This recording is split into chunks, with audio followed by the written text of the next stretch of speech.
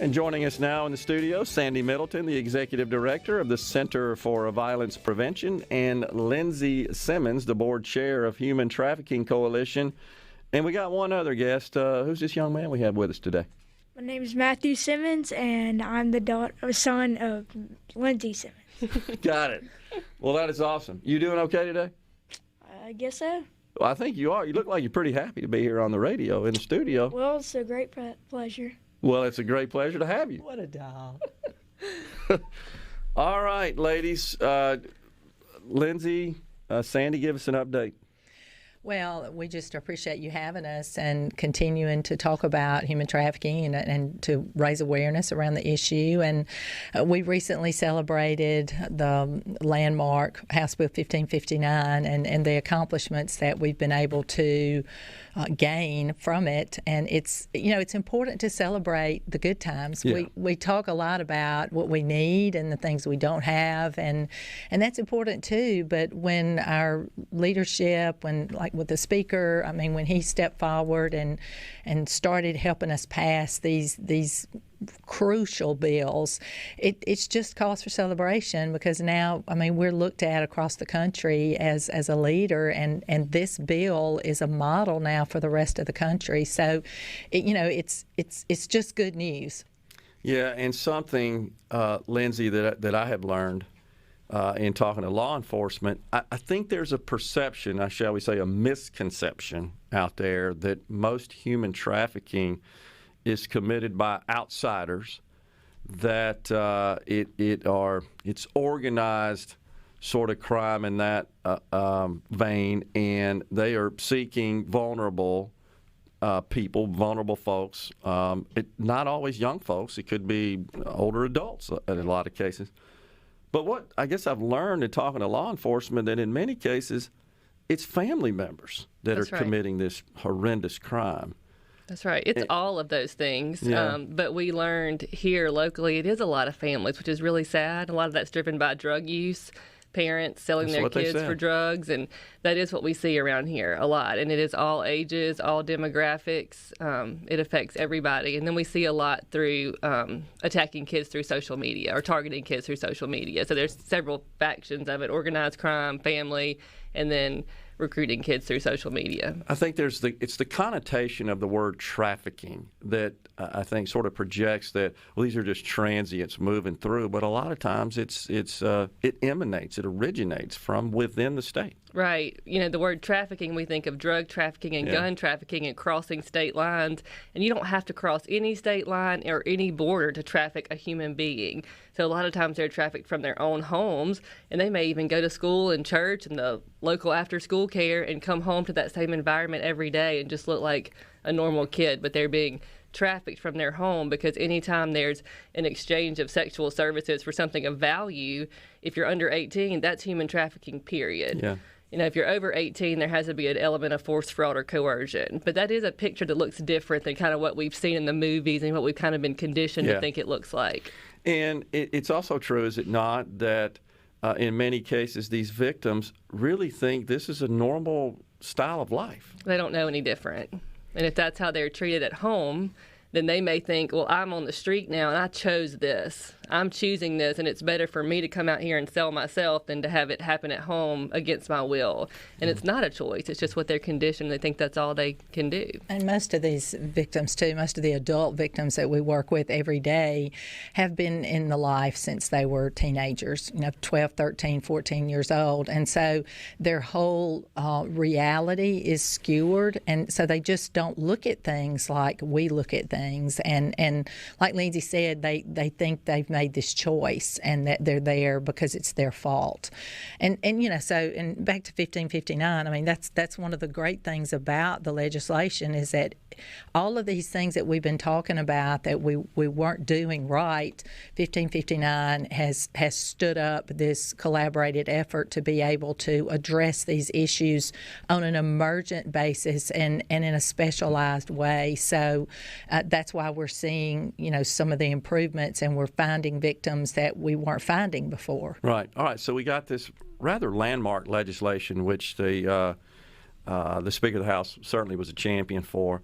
What else do we need to do from a legislative perspective? Are you guys working with the legislature on? It's funny you bring that up. That's why you're here. It's funny you bring that up.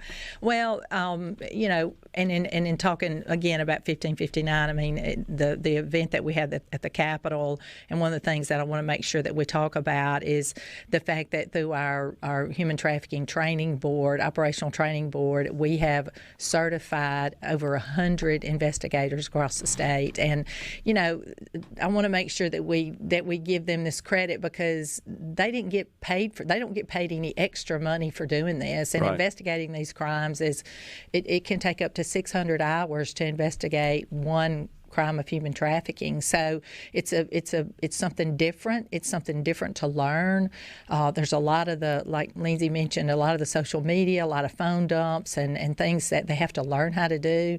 So I'm just so grateful to all of these men and women who have stepped up on a volunteer basis across the state and have said, I'll do this. I want to learn. I want to be certified. I want to be called when there's cases of human trafficking. So, and Lindsey, do you want to talk about what we're doing next? Yeah, you know, part of all of this, as we have more certified investigators who come across these victims, if they're over 18, they can go to Sandy's shelter at the Center for Violence Prevention, but they don't house teenagers. And so we don't have a home for kids right now. And that's the big effort for our group right now. We're working with a lot of foster care agencies and children's homes and churches and trying to partner and stand up a shelter for teenagers. And Sandy has shown us that it can be done, so we're hoping somebody else will step up and take the reins and care for these 13 to 18-year-old kids. Yeah, I am happy to serve on the board of Canopy Children's Solutions, and we had our big Butterfly Ball annual fundraiser this past Saturday, and of course they were sharing some of the success stories. And the very first one, though they didn't describe it as human trafficking, sounded to me like it was human trafficking. And, you know, they get involved in family situations where there's that sort of strife that exists to try to get to the bottom of that and provide some relief. Right. A lot of our groups like Canopy recognize that a lot of the kids in their care have been trafficked. Yeah. And they're doing the best they can do to care for them with the resources and stuff that they already have, which is fantastic. And we're thankful for all of those groups. And I talk with them a lot, and they realize the need, but we need something specific for these kids. They just need a different level of care. Yeah. So actually, Pine Lake Church is going to do a big push coming up to promote what we're doing, and then Broadmoor, Fondren Church, Colonial Heights, we have a lot of groups like that, and then all of those groups like Canopy and Southern Christian Services and Sunnybrook are all coming around the table and saying, what can we do? How can we partner on this? What's the next step? Well, it's such a widespread and disguised problem. It's kind of covert, out of sight, out of mind. It takes more than just law enforcement to really combat this effectively. Oh, absolutely. And so what should folks be looking for? Well, and you know, when we're talking about our kids, I did bring some stats. And last fiscal year for us on our rapid responses, we had 102, and 16 of those were children. This fiscal year, we responded to 165, and there were 61 children on these emergent responses. And so, you know, again, it just goes back to the fact that they're out there. We know they're out there, and we have to identify them as victims of human trafficking, and then we have to get them to this specialized care so they can restore, and it can take a long time. Yeah. Any particular sort of indicators or warning signs just the average person on the street that's not familiar with all this can detect and report? Yeah, I think that, you know, once we work through the myths, which, you know, that's always a big problem, and we talked about that a little bit with the stuff about the interstate highways. And I mean, people have to realize it can be in somebody's home. It's not necessarily like the movie Taken. Yeah. And so I think, you know, addressing the myths is part of the step to doing that. And, you know, the old urban legend about the white van in the parking lot at Walmart. Yeah. And, you know, people get so amped up about those things that they really miss the small indicators, which could be tattoos, unusual behavior, maybe people having expensive clothing that maybe doesn't really fit. Yeah. a lot of things like that can help us identify these victims. And real quickly, we're at a break here. Where can they go? Where should they go if they see something like this to report it? They can absolutely call the National Human Trafficking Hotline, 888-373-7888. Appreciate that. Sandy, Lindsey, thanks so much for coming on and all the work you guys do to fight this horrible problem. We'll take a break right here on Middays. We'll be right back. We've got Senator Scott Delano at 12:05.